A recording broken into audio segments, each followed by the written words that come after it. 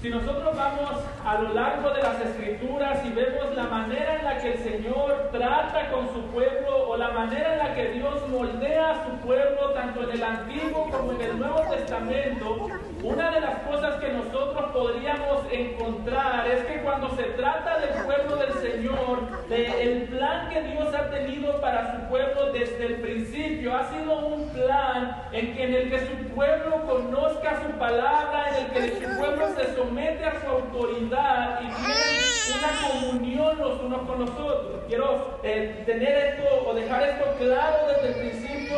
Si nosotros vamos a la Escritura, nosotros podemos encontrar desde el principio, desde el libro de Génesis, la manera en la que Dios crea a Adán y Eva, los pone en el huerto del Edén, y el mandamiento que el Señor le da a Adán y Eva es que vivan bajo su autoridad y tengan comunión los unos con los otros. Dios quería desde el principio un pueblo. ¿Y cuál fue el pueblo en el principio? Adán y Eva. Dios quería que el pueblo obedezca sus mandamientos, obedezca su palabra. ¿Y cuál fue la palabra de Dios en el principio? Del árbol del bien y el mal no comerán. Dios quería que su pueblo esté unido, que tengan comunión. ¿Y cuál es el pueblo que tenía comunión? Adán y Eva habitando juntos bajo la presencia de Dios. Desde el principio queda claro que la voluntad de Dios nunca ha sido que su pueblo rechace su palabra. El plan de Dios nunca ha sido que su pueblo rechace su palabra, pero el plan de Dios tampoco nunca ha sido que aquellos que se llaman su pueblo vivan separados o vivan sin tener comunión. De hecho, si nosotros vamos a Mateo capítulo 5, versículos 23 y 24, el Señor Jesús mismo nos dice la manera correcta en la que debemos adorar a Dios y habitar con nuestros hermanos. Mateo capítulo 5, versículos 23 y 24. Jesús dice: por tanto, si traes tu ofrenda al altar, si quieres adorar a Dios y ahí te acuerdas que tu hermano tiene algo contra ti, deja ahí tu ofrenda delante del altar y anda, reconcíliate primero con tu hermano y entonces ven y presenta tu ofrenda. Es decir, Jesús dice, la manera en la que tú puedes adorar de manera correcta al Dios verdadero es que primero tú tengas una relación correcta con tus hermanos. Si hay una relación incorrecta con mis hermanos, habrá una adoración incorrecta. Si yo no amo de manera correcta a mis hermanos, si no tengo una comunión correcta con ellos, dice Jesús, entonces tu adoración no será muy correcta. Y notamos lo mismo desde el principio. Dios quiere un pueblo, pero quiere un pueblo que tenga comunión, un pueblo que viva bajo la autoridad de Dios, un pueblo que lo adore, un pueblo que se amen los unos a los otros, pero un pueblo que todo esto lo hagan bajo la autoridad de su palabra. Ahora, quizás usted se pregunta, ¿y qué tiene que ver esto con el texto que acabamos de leer? Bueno, realmente tiene todo que ver, porque si nosotros vemos, lo primero que vamos a ver en este texto es la manera en la que, en el pasaje que acabamos de leer, Juan nos dice lo que creemos como cristianos, pero también Juan nos va a describir la manera en la que nos comportamos o la comunión que debemos tener unos a otros como cristianos. Las dos cosas van de la mano.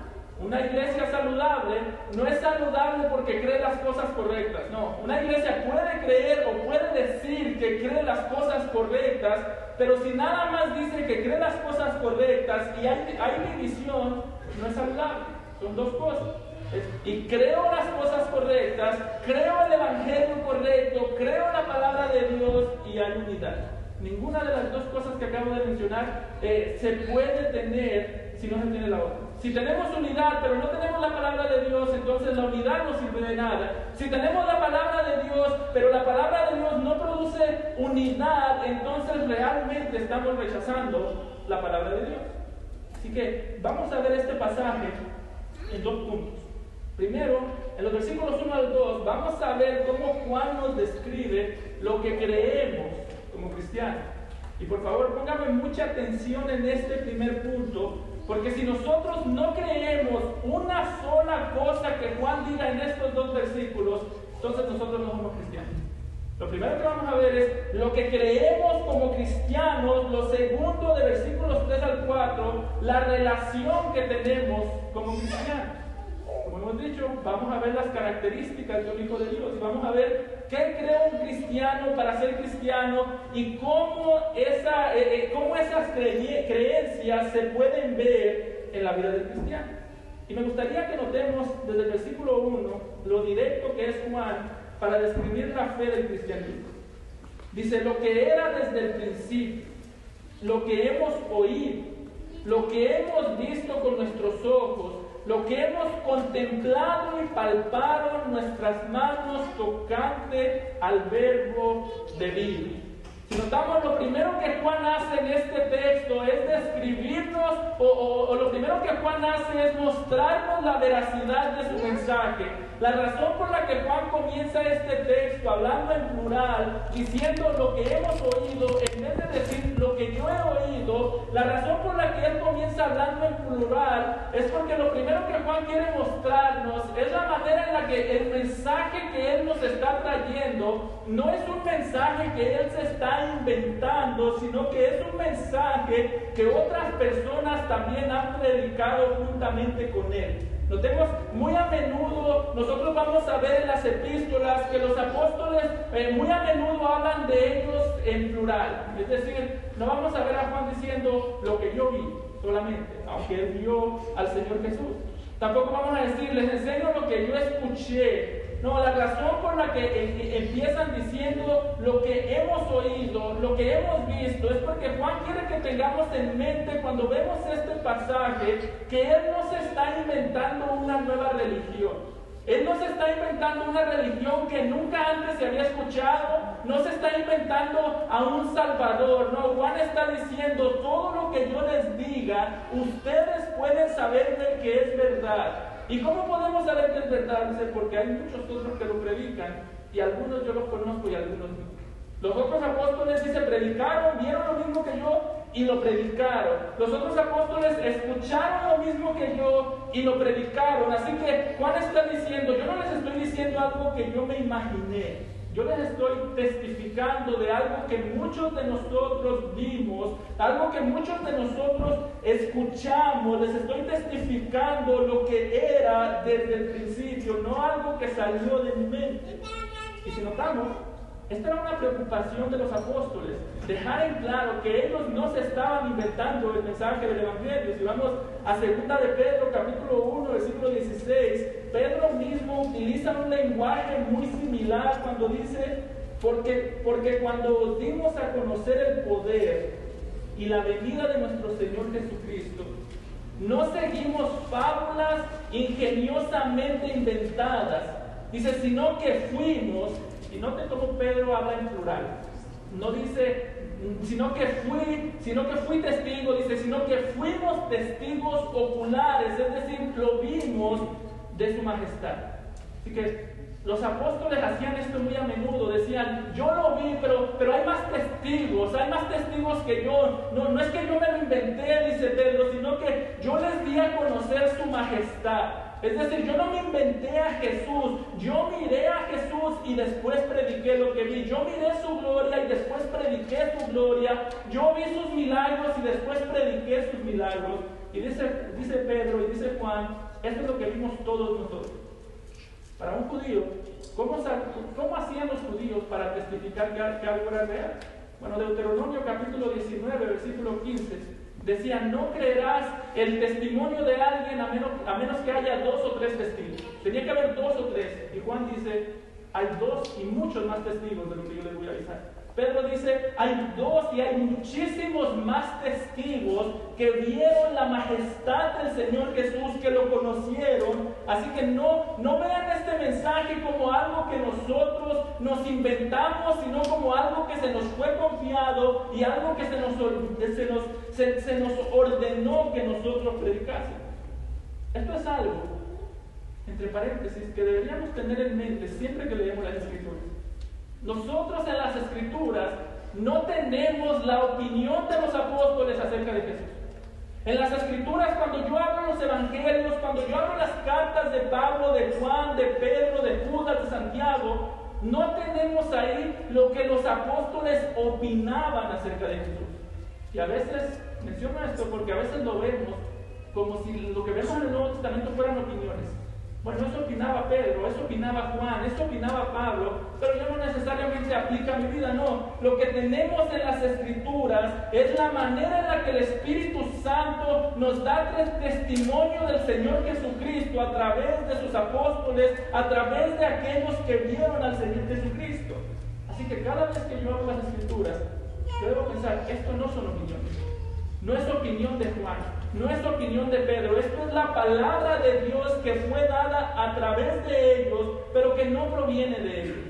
Antes de que estos apóstoles conocieran a Jesús, Jesús ya era el Jesús glorioso que se describe en las Escrituras. Por lo tanto, cada vez que yo hablo las Escrituras, cada vez que yo quiera conocer quién es el Señor Jesucristo, yo voy a las Escrituras porque ahí está el testimonio de aquellos que vieron la gloria del Señor Jesús, de aquellos que fueron inspirados, que Dios utilizó para darnos su palabra. Que cuando vea las Escrituras, vela de esa manera. Aquí no hay opinión, aquí no hay sugerencias de los apóstoles, aquí hay palabra de Dios y por ella vivimos o la negamos y ella nos juzgará y morimos en nuestro pecado.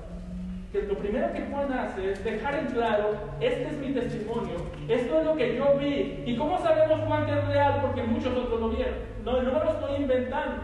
Ahora, notemos cómo Juan comienza describiendo la identidad del Señor Jesucristo. Y el interés de Juan en estos primeros 2 versículos es describirnos al Señor Jesús como el Dios eterno que se hizo carne. Note cómo dice en el versículo 1. Lo que era desde el principio. Una pregunta que debemos hacerle al texto es: ¿cuál principio? ¿Cuál principio? ¿De qué estás hablando, Juan? Bueno, en el principio de todas las cosas. De hecho, este texto comienza muy similar a Génesis capítulo 1, versículo 1, cuando dice: en el principio creó Dios los cielos y la tierra. Así que la razón por la que Juan dice lo que era desde el principio es porque Juan quiere describirnos a Jesús primeramente como esa persona o como ese Dios que estaba desde el principio cuando se empezó a formar toda la creación. Juan quiere que al leer este texto nosotros recordemos Génesis 1:1 y digamos: en el principio creó Dios los cielos y la tierra, y digamos, antes de que fuese creado el principio, antes de que fuese creado el tiempo, antes de que fuese creada la tierra, dice, Jesús ya estaba ahí. Es decir, Juan hace una separación entre la creación y Jesús. Dice, estaba la creación en el principio, pero antes del principio Jesús ya estaba. Es tan clara la manera en la que Juan quiere describir a Jesús como el Dios eterno del Antiguo Testamento, que si vamos a Habacuc capítulo 1, versículo 12, Juan utiliza el mismo lenguaje que se utiliza para describir a Dios. Juan utiliza ese lenguaje para describir a Jesús. Notemos Habacuc 1:12, dice: ¿no eres tú desde el principio, oh Jehová, Dios mío, santo mío? Notemos, Juan dice lo que era desde el principio, y Habacuc 1:12 dice: ¿no eres tú desde el principio, Jehová? ¿Qué quiere decir Juan? Quiere decir, al Jesús del que yo les estoy hablando es Jehová mismo. Al Jesús del que yo les estoy hablando es Dios mismo, es Dios el Hijo, no es un ser creado, no es un ser que Dios formó al principio, no es un ángel, no es una aparición, no es un ser que Dios creó con el poder de su palabra. Dice, no, es el creador de todas las cosas. Recordemos que las iglesias estaban siendo atacadas por falsos maestros. Los falsos maestros decían, Jesús fue creado, fue una creación de Dios. Y bueno, no es muy distinto a lo que dicen hoy los testigos de Jehová y los mormones. Están diciendo, Jesús fue creado, Jesús no es Dios, por lo tanto Jesús no puede salvarte. Y Juan dice, no, lo que era desde el principio. Al Jesús que yo les testifico, dice Juan, no es alguien que fue creado por Dios, no, es el creador de todas las cosas. No es alguien que existió desde antes de la creación, solamente porque antes de que Dios creara la tierra, Dios creó a Jesús. Dice, no, toda la creación vino a existencia por Jesús, porque Él es Dios. Hay dos cosas que Juan nos describe aquí acerca de Jesús.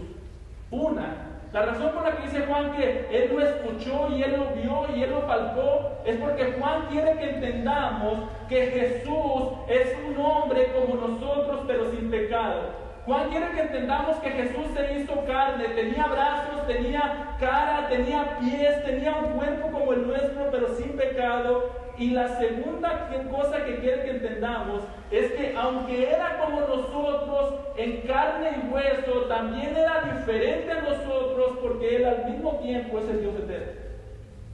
Ese es el misterio de la obra de Jesús. No es que era 50% hombre y 50% Dios.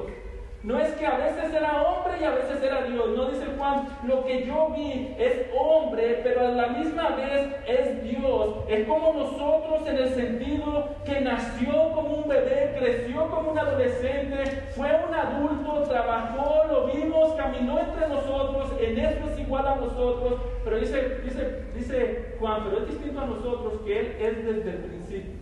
En un sentido, quiero que esto me escuche bien.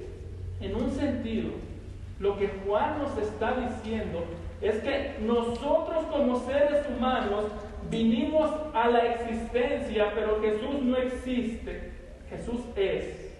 ¿Qué quiere decir eso? Nosotros vinimos a existencia ¿por qué? Porque un día no existíamos, un día fuimos creados, un día nacimos, un día nos vamos a morir, así que somos seres existentes. Jesús no es un ser existente solamente, Jesús es.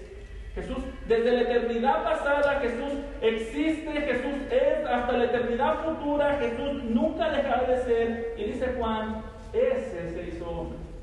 ¿Usted se imagina? No sé si alguna vez se ha detenido a pensar en la encarnación de Jesús, en que Jesús, el Dios eterno, se hizo hombre. El mismo Dios que creó los seres humanos se hizo ser humano. El mismo Dios que el mismo Dios que creó a los seres humanos y les inventó la lengua para que hablasen, se hizo bebé y tuvo que aprender a hablar. El mismo que creó las piernas para que caminasen, se hizo bebé y tuvo que aprender a caminar. El mismo que creó todo lo que nosotros somos, dependió de una mujer para que le diese de comer, para que le cambiase el pañal. Dios mismo se hizo hombre, Dios mismo habitó entre nosotros y tomó forma de nosotros. No sé si alguna vez se ha detenido a pensar en eso. ¿Cómo podemos entender? Dios crea la lengua y se hace hombre y dice, no puede hablar, porque es hombre. Dios crea los pies y se hace un bebé y no puede caminar, tiene que aprender a caminar porque es hombre. Y dice Juan, eso vimos al que se hizo carne. Está diciendo en un sentido lo mismo que dice Colosenses capítulo 2 versículo 9. Juan dice, este era desde el principio, pero lo palpamos, así que nos está diciendo es verdaderamente Dios, pero es verdaderamente hombre también. ¿Y qué dice Pablo en Colosenses 2:9? Que en Jesús habita. En Jesús está corporalmente toda la plenitud de la deidad. Notemos las dos cosas. Corporalmente tiene cuerpo hasta el presente. Y nota la segunda, la plenitud de la deidad es Dios hasta el presente. Así que lo que Juan nos está describiendo es, realmente cuando uno lee este evangelio, esta carta al principio, se puede palpar, se puede ver la emoción de Juan, como que no haya qué palabras utilizar para explicarnos que Dios mismo se hizo hombre, pero lo que Juan nos quiere mostrar es que el Señor Jesucristo que Él vio es el mismo Dios eterno que estaba desde el principio. Así que rechazar a ese Jesús es rechazar a Dios. Los hermanos estaban siendo atacados y había quienes decían, no fue hombre. Juan dice, yo lo vi, yo lo palpé. Juan está diciendo, el mismo Dios que habló en el Antiguo Testamento, yo lo vi hablar, yo lo escuché hablando. Ese mismo Dios habló en la persona de Cristo. El mismo Dios que se apareció en visiones o que se apareció en sueños en el Antiguo Testamento, como hemos visto muchas veces, dice, ese mismo Dios yo lo vi en la persona de Cristo. Ahora, aquí los falsos maestros podrían haber argumentado con Juan, porque Juan dice, lo escuchamos, y ellos podrían haber dicho, en el Antiguo Testamento mucha gente escuchó a Dios. Moisés escuchó a Dios en la zarza ardiente. Pero él dice Juan, yo lo vi. Entonces, también en el Antiguo Testamento hubo quien lo vio. Isaías vio la visión de la gloria de Dios, de la santidad de Dios en Isaías capítulo 6. Pero hay una cosa que nunca nadie había podido hacer, y esa es tocarlo. Nadie nunca había tocado a Dios. Nadie nunca lo había palpado. Y lo que está diciendo Juan es, ok, el Dios del Antiguo Testamento lo habían escuchado, yo escuché a Jesús. El Dios del Antiguo Testamento lo habían visto en visiones, yo lo vi. Pero lo que yo hice que nadie nunca pudo haber hecho es tocar a Dios. Eso es lo que Jesús hace. Esa es la cercanía que Jesús nos trae, que literalmente cuando Juan lo tocó, cuando lo abrazaban, cuando comían con él, era el creador del universo al que estaban tocando y abrazando.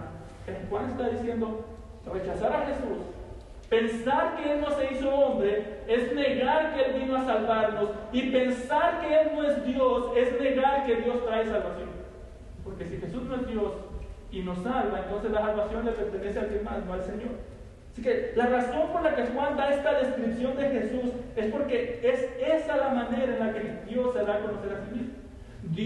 El Dios verdadero se ha dado a conocer a sí mismo a través de la persona de Cristo. Hebreos capítulo 1, versículos 1 y 2 dice, Dios, habiendo hablado muchas veces y de muchas maneras en otro tiempo a los padres por los profetas, dice, en estos postreros días, el día de hoy, nos ha hablado por el Hijo, a quien constituyó heredero de todo y por quien asimismo hizo el universo. Es decir, ¿por qué es importante entender quién es Jesús? Porque Dios nos ha hablado a través de Jesucristo. Conocer quién es Jesucristo es conocer quién es Dios. Negarnos a creer quién es Jesucristo, negarnos a creer en Jesucristo, es rechazar el testimonio de Dios.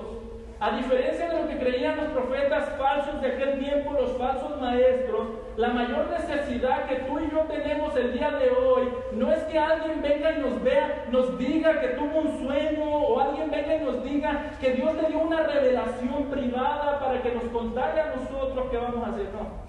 Dice el autor de Hebreos, lo que necesitamos es alguien que nos dé a conocer a Cristo, porque conociendo a Cristo conocemos a Dios. Yo no necesito, la iglesia no necesita a alguien que se pare de este púlpito y decir, hermanos, yo anoche tuve un sueño. No necesitamos eso. Necesitamos que nos hables de Cristo. Necesitamos que nos digas quién es Cristo, y si no sabes quién es Cristo, necesitamos que te calles. Amén. Es lo que está diciendo Juan. Está diciendo Juan, yo les estoy dando a conocer al Cristo que yo conocí, yo les estoy presentando la salvación que Él me mostró, la gloria que yo vi, esa es la que yo doy a conocer. Así que, ¿por qué es necesario entender quién es el Señor Jesucristo? Porque si no sabemos quién es Cristo, no sabemos quién es Dios. La iglesia no se sostiene por mensajes privados como pasaba en estos tiempos. Había falsos maestros que se levantaban y decían, oye, es que anoche yo tuve una visión y eso fue Dios hablándome, por lo tanto, hagan lo que yo digo. Como digo, no es muy distinto a lo que vemos el día de hoy. El autor de Hebreos, Juan, dice, no, necesitamos saber quién es Cristo.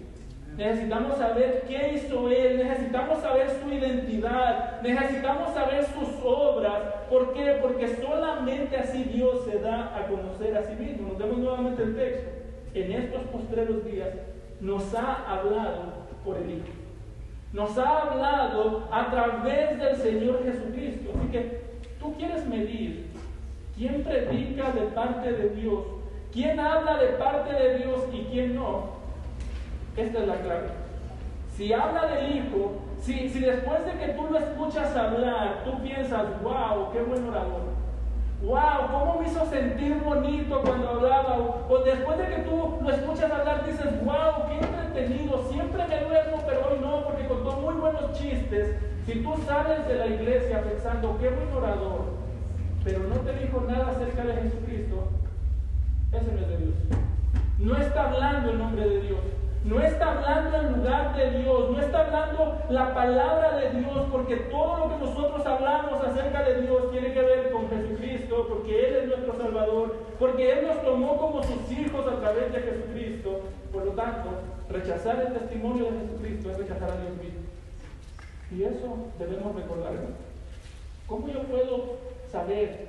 Es que escucho a un hermano que predica, Y me gusta cómo habla, pero no sé si es bueno o malo.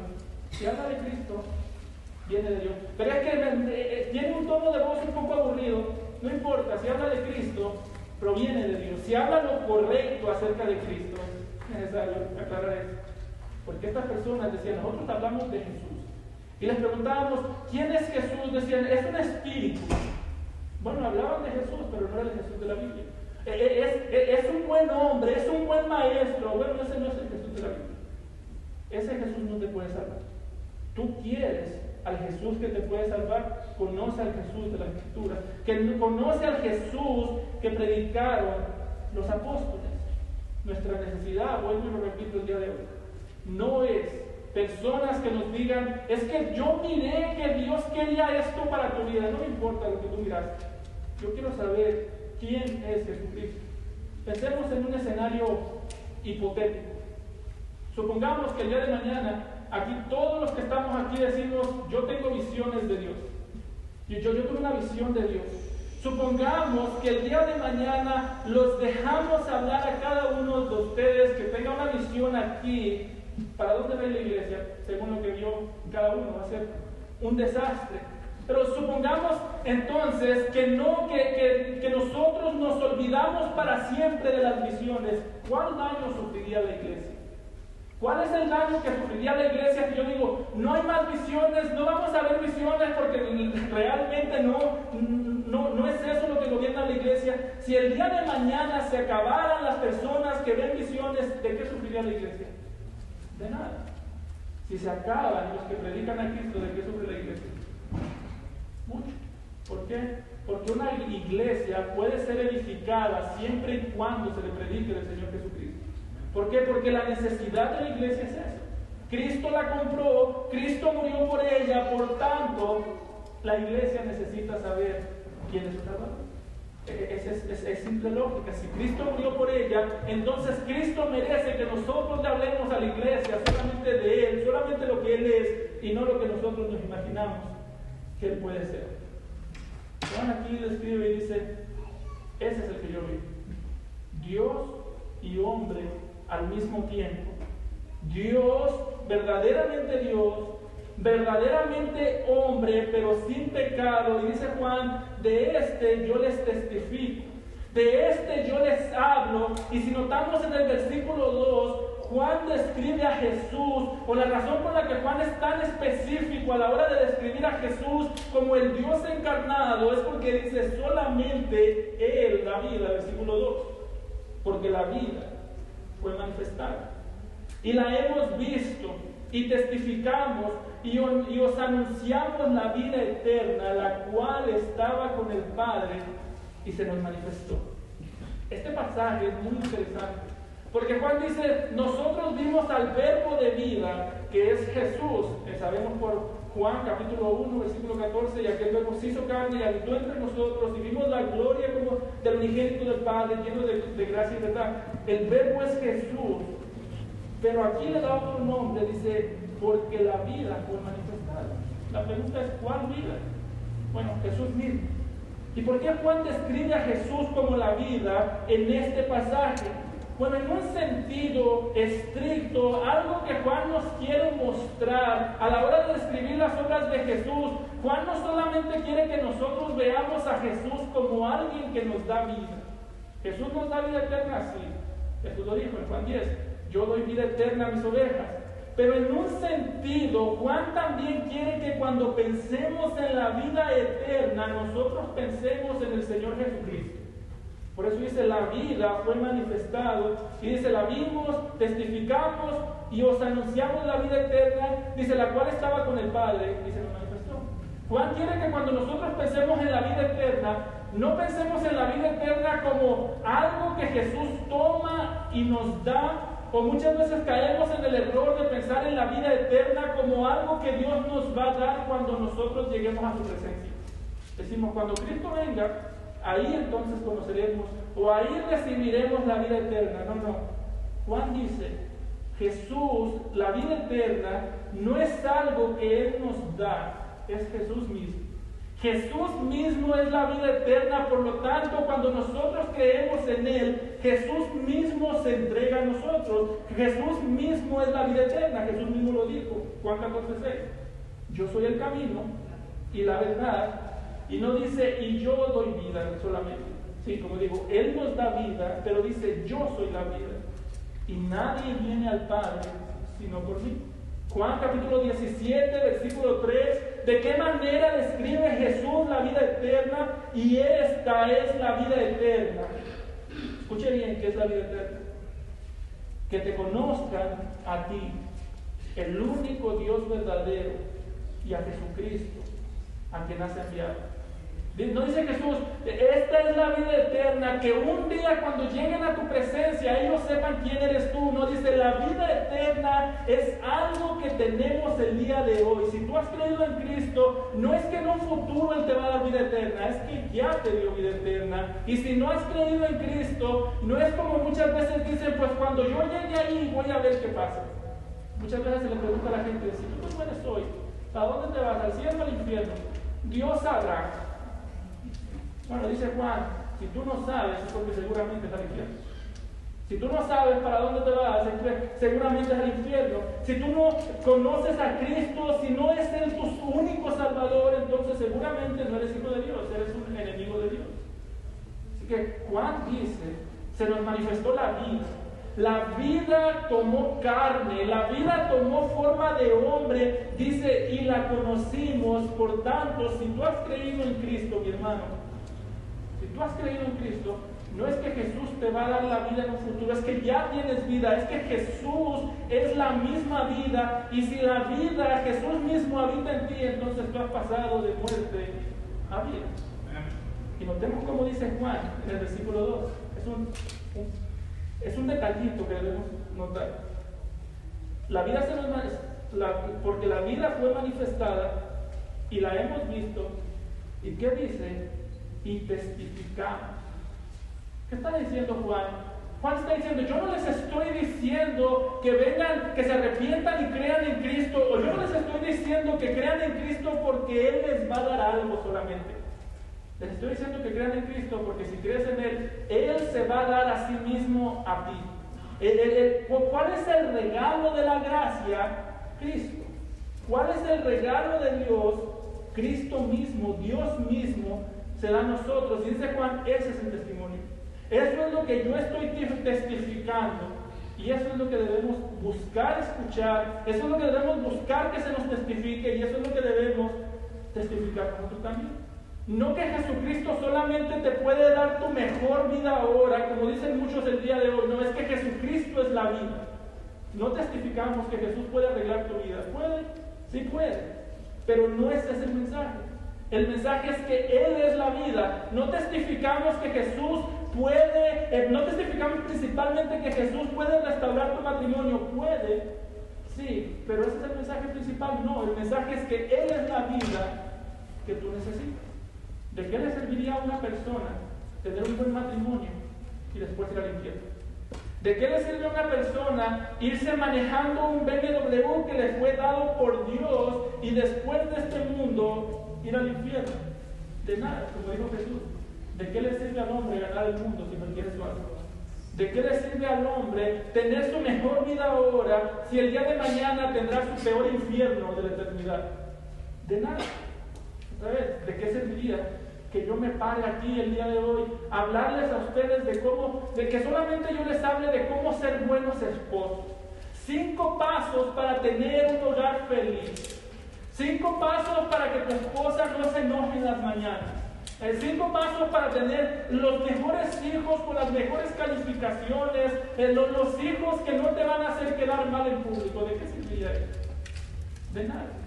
¿Sabes cómo terminaría tu historia si tú crees ese mensaje? ¿Cómo terminaría tu historia si tú crees ese mensaje de tu mejor vida ahora? Tu historia sería esta. Y vivió una vida muy feliz, con mucho dinero, con muy buenos hijos, y tuvo un matrimonio muy bonito, muy tranquilo, con pleitos de vez en cuando, y después vivieron felices por siempre en el infierno. ¿De qué sirve? No serviría de nada. ¿Por qué? Porque lo que nosotros necesitamos no es una cosa creada. Nosotros necesitamos al Creador. Nosotros no solamente necesitamos un buen comportamiento, nosotros necesitamos al dador de la vida, necesitamos que Jesús, la vida misma, vive dentro de nosotros. Si no, no tiene sentido nada. Si tú vienes a la iglesia solamente porque quieres ser una mejor persona, estás viniendo por las razones equivocadas. Tú no vienes a la iglesia porque quieres ser mejor. Tú vienes a la iglesia porque quieres conocer a Cristo.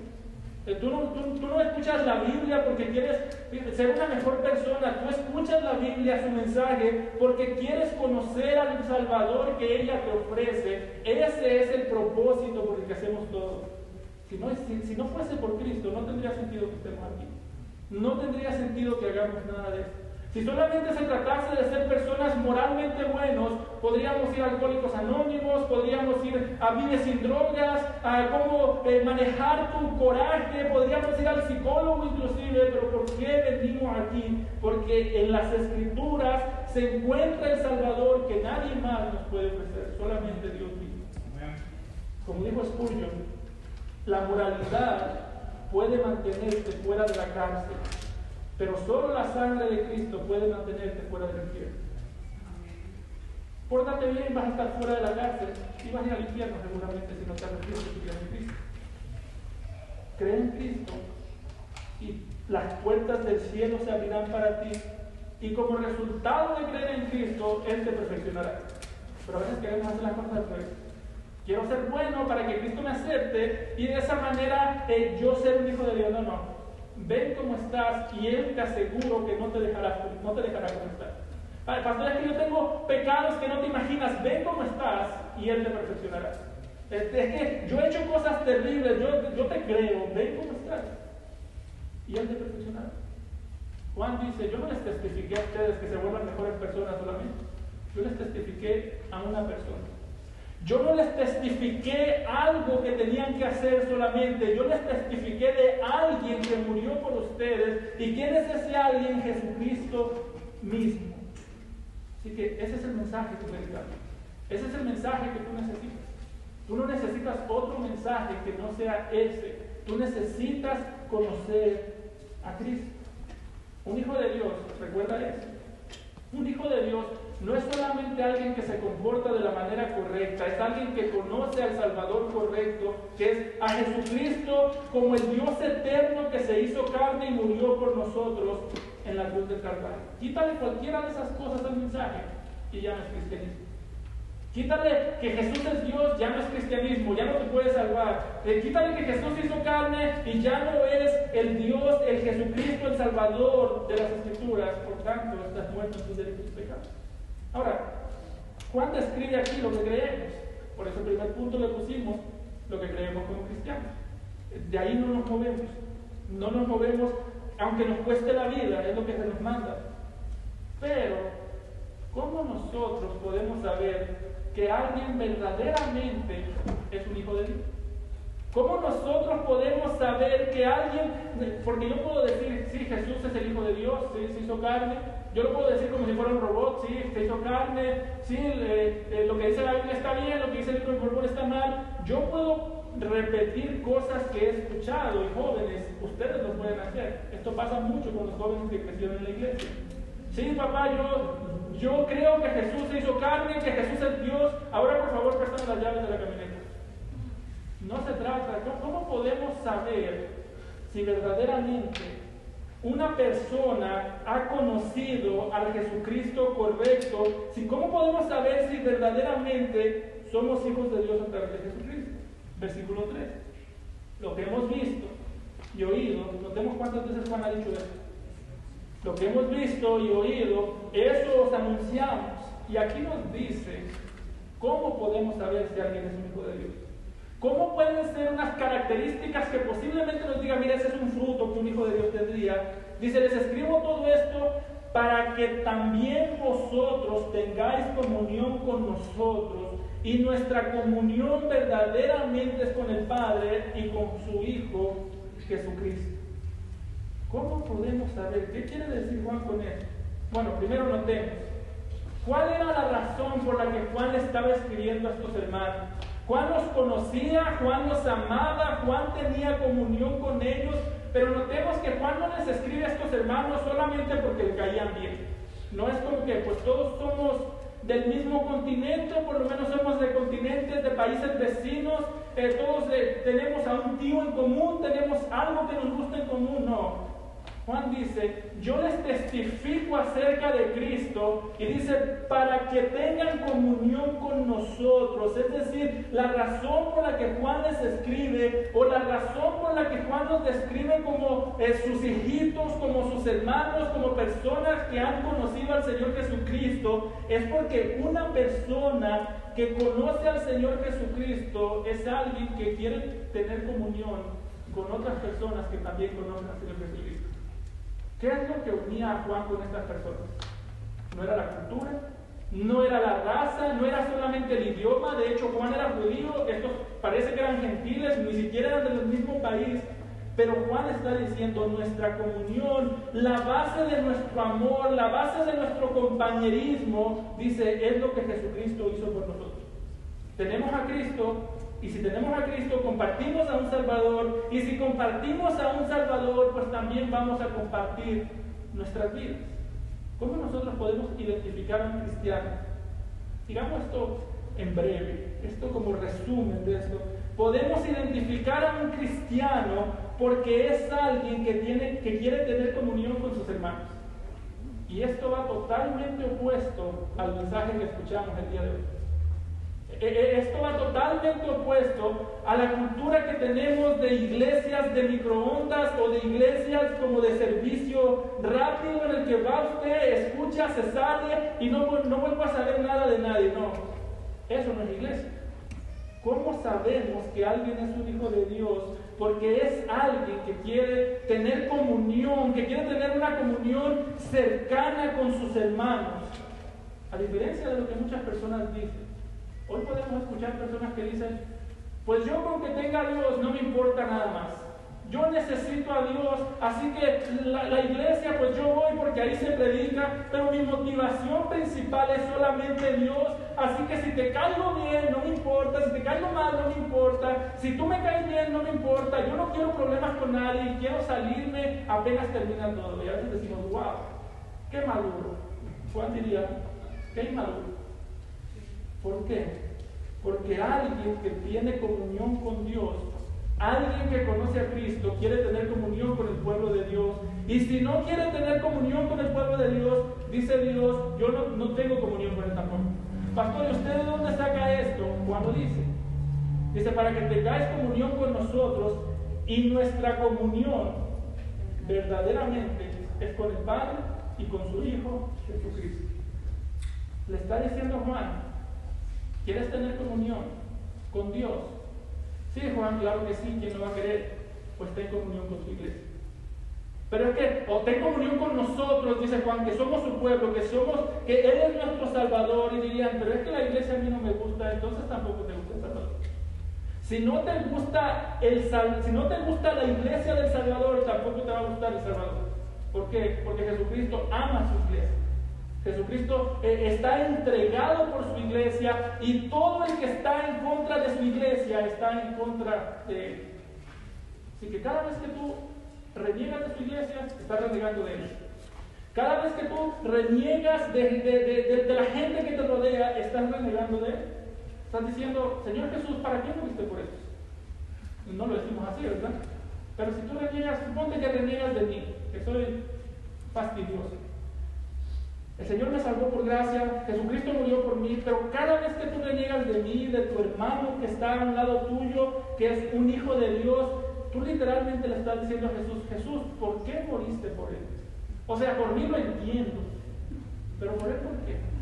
¿Por qué tú moriste por personas tan desagradables para que fuesen parte de tu iglesia? ¿Por qué no puedes tener más gente como yo? Juan dice, si tienes comunión con el pueblo de Dios, tienes comunión con Dios mismo.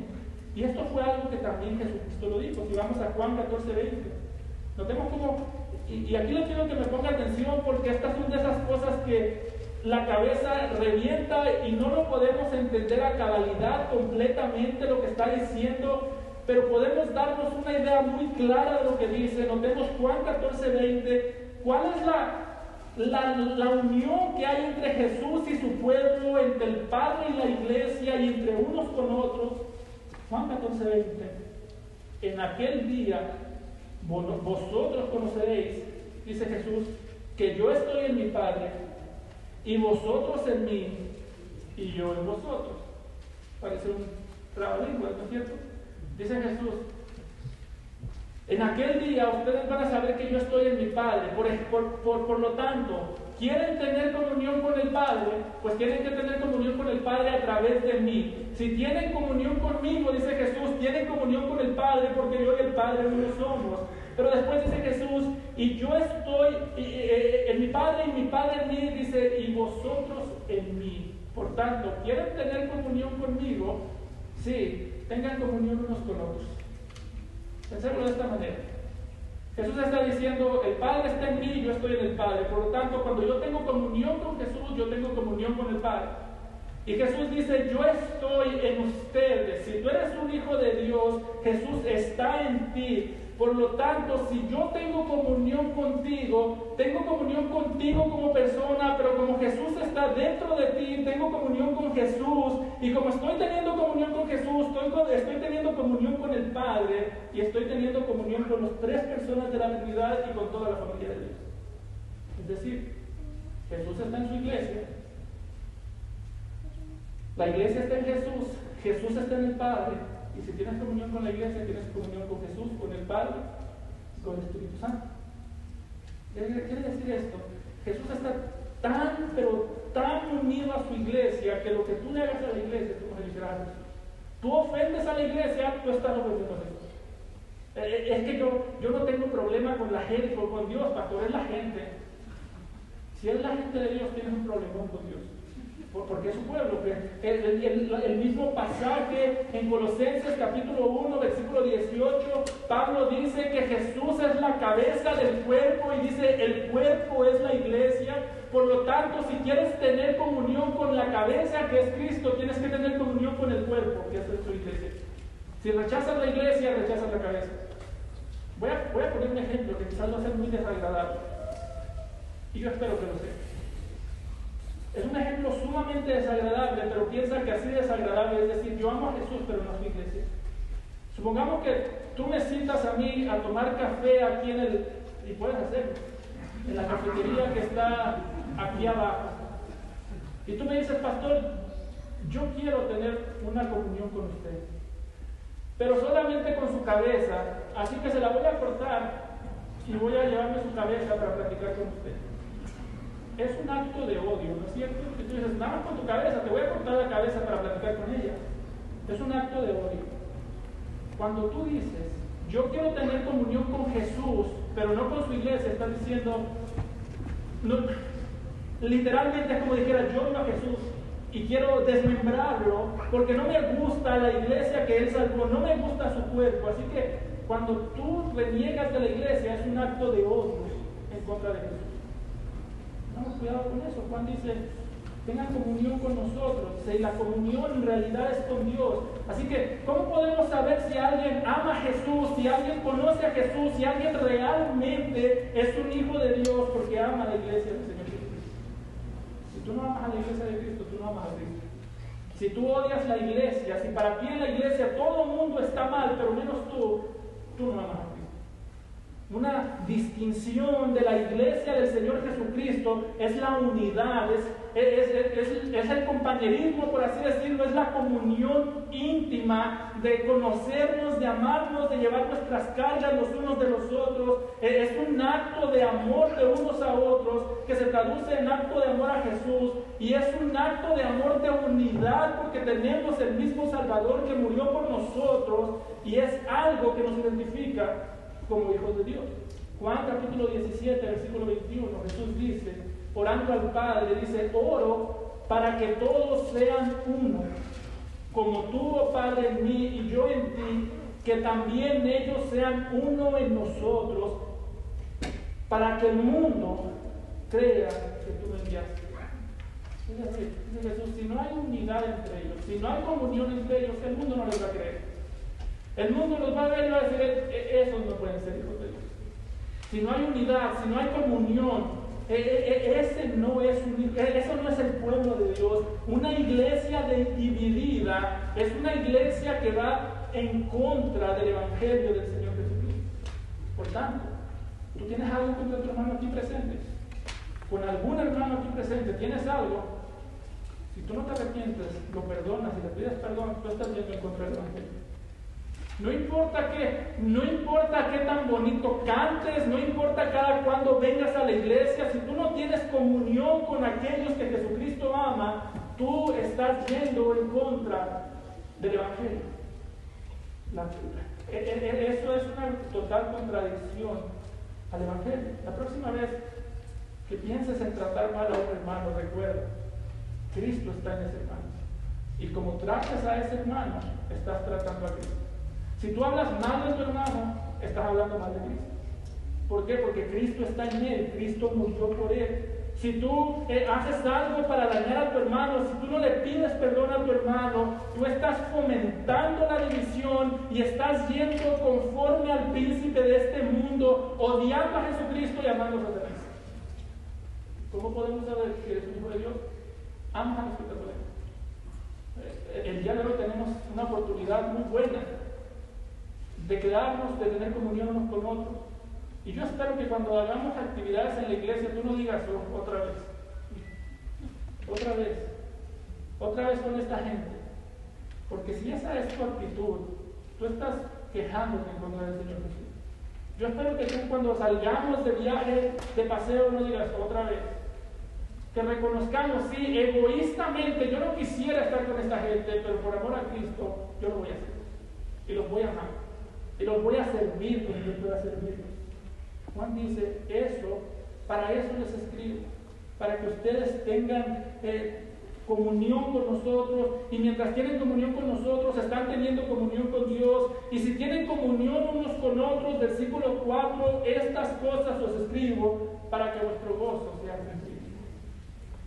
Y si tienen comunión con Dios, con su iglesia, dice Juan, eso trae gozo. Es difícil tener comunión con personas distintas a mí, sí, pero trae gozo también.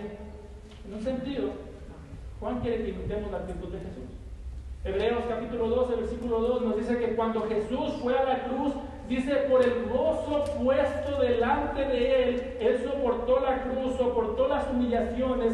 ¿Cuál era el gozo que fue puesto delante de Jesús? El gozo de saber, o el gozo de tener a su pueblo que lo adoraría, el gozo de tener personas salvas, el gozo de servirlos para que llegasen a ser salvos.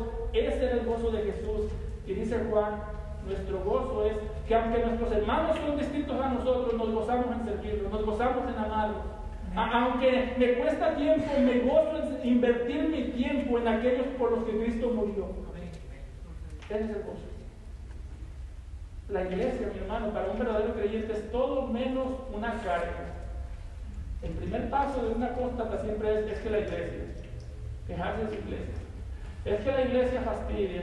Es que el pastor fastidia. Bueno, a Jesús no le fastidia a la iglesia, Él la ama. Si tú no la amas, tú no amas a Cristo. Si tú la desprecias, tú desprecias a Cristo. Piensa en eso la próxima vez que vayas a servir a tus hermanos. Te va a costar servirlos mucho, pero te va a traer el gozo. Dice Juan que sí, dice, estas cosas os escribo para que vuestro gozo esté cumplido. Si tú estás aquí y eres creyente, comprométete con la iglesia. Llama a tus hermanos durante la semana, conócelos. No salgas corriendo cuando terminamos el servicio. Quédate por lo menos a saber los nombres de la gente que te rodea. Ámalos, sírvelos. Déjate servir por ellos cuando lo necesitas. Pero sobre todas las cosas, si tú estás aquí, si no eres un hijo de Dios, arrepiéntete y cree en Jesucristo. ¿Y qué tengo que creer, pastor? Que Jesucristo es Dios eterno, se hizo carne, murió en la cruz, resucitó al tercer día, y si crees en Él, te arrepientes y crees en Él, serás salvo. Quiero terminar con esto. Y piensa esto muy bien. Si tú eres un hijo de Dios, tu relación más cercana, tu compatibilidad, o tú eres compatible no con las personas que comparten tu cultura, tu país, tus padres inclusive no. Entonces tú eres compatible y tu relación más íntima debería de ser con aquellos que compartes el Salvador. Si el día de hoy entrara un chino que es cristiano y un hispano que no es cristiano, tenemos más en común con el chino que con el hispano. ¿Por qué? Porque tenemos a Cristo. Y si compartimos a Cristo, compartamos nuestra vida.